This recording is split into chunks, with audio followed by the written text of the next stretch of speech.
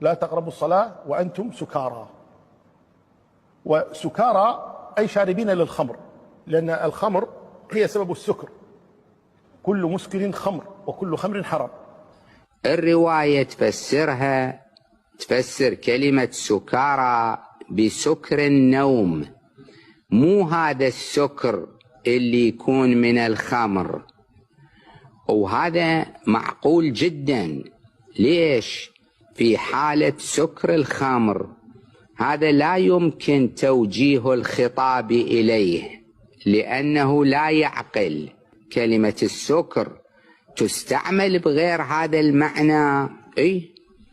كثيرا ما الناس يقولون سكر المال، سكر المنصب، وترى الناس سكارى وما هم بسكارى، ولكن عذاب الله شديد.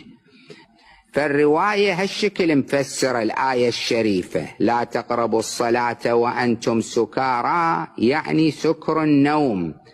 ليش؟ حتى تعلموا ما تقولون. اللي دايخ قاعد من النوم إذا ما غسل وجهه زين، ما طير النومه باصطلاحنا العرفي، هذا قد يقول كلام ما يدري ايش قاعد يحكي، ربما يقول كلام